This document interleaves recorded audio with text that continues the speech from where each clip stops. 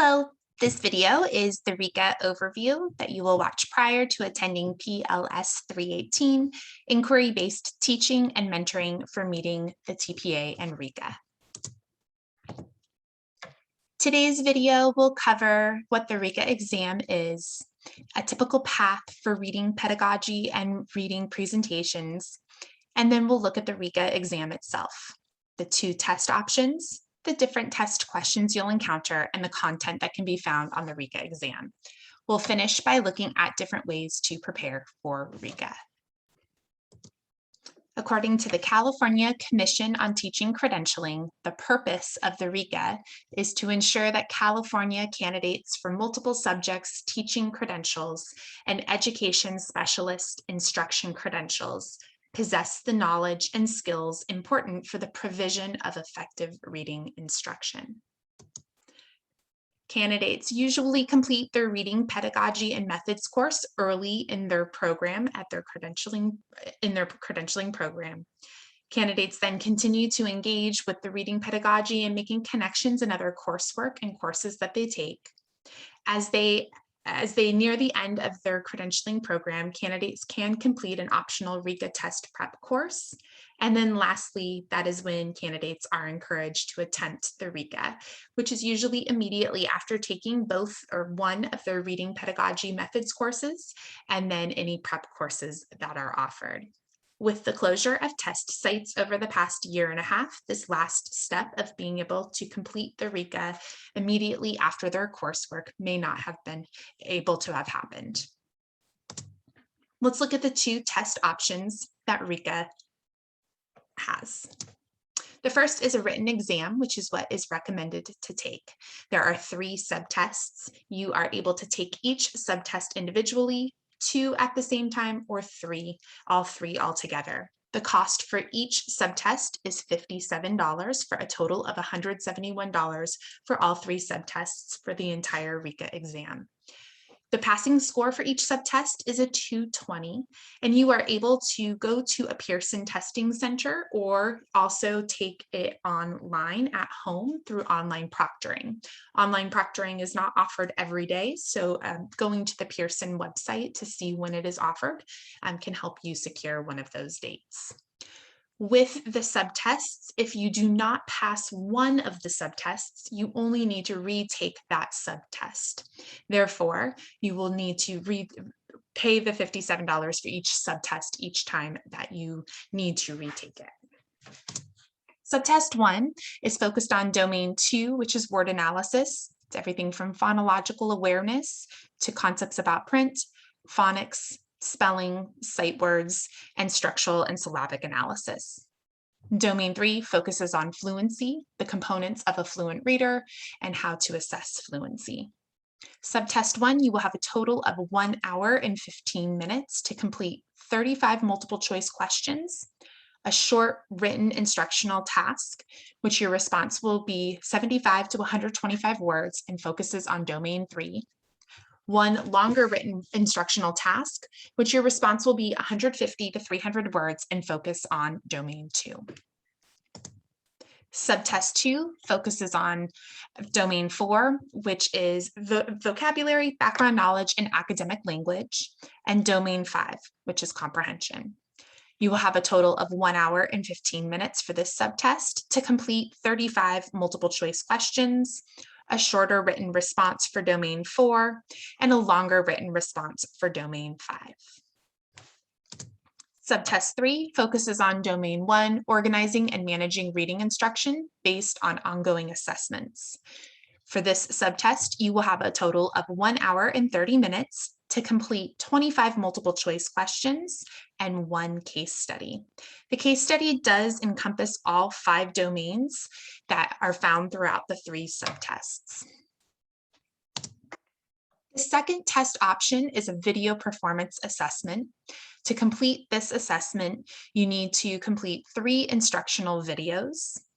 All of the videos will cover domain 1, and then each different video will have a different focus. Your first video would be to work with 1 individual student, which focuses on domain 2, competencies 6 or 7, which is word analysis.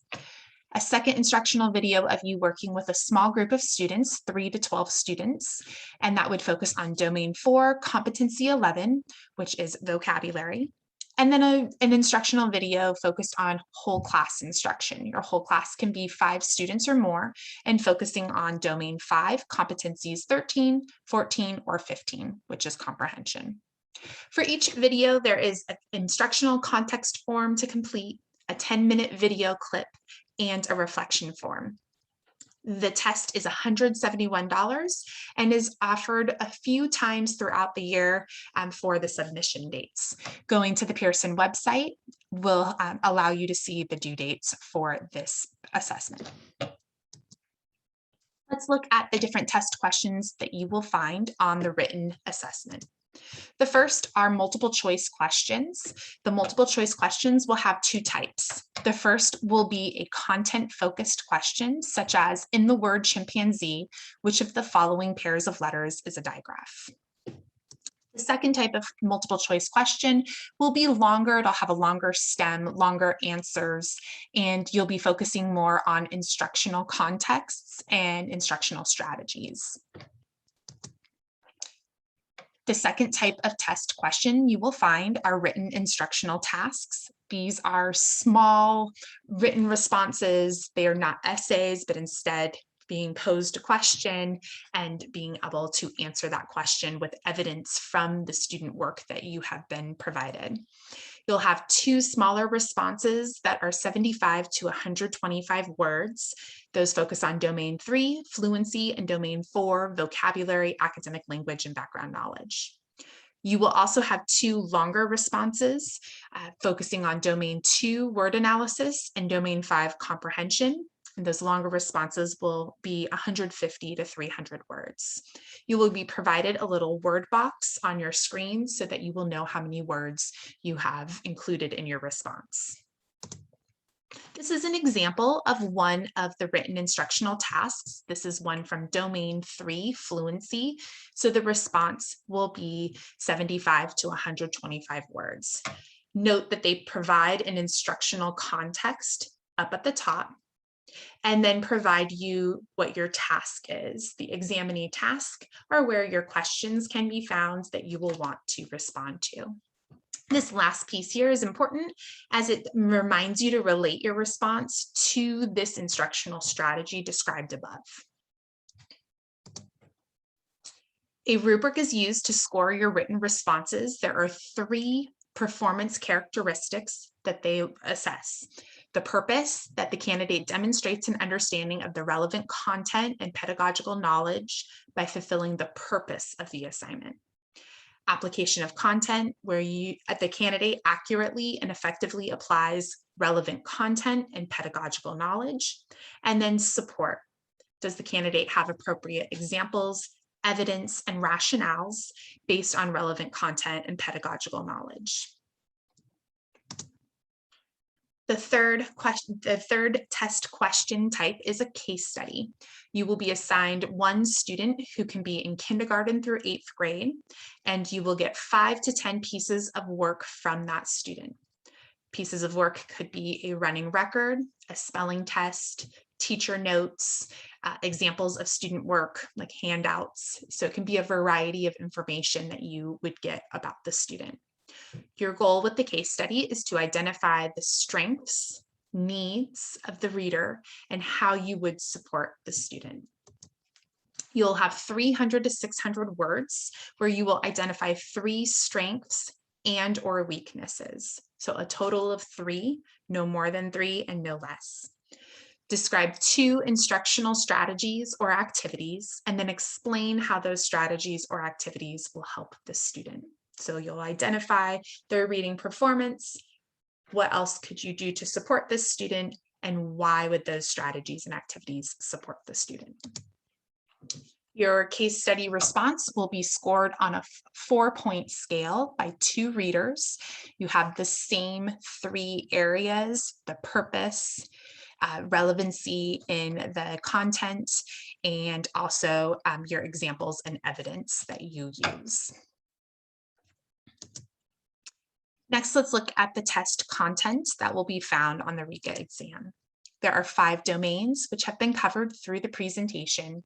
Domain 1 is focused on organizing and managing reading instruction based on ongoing assessments. Domain 2 is about word analysis.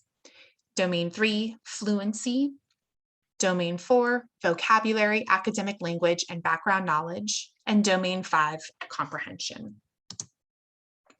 RICA provides a content specification guide, which breaks down those 5 domains into competencies and focus areas of balanced literacy. It is suggested that this is the place that you start your studying. Take the content specification guide, 2 different colored highlighters or pens, and spend a week reading through the guide.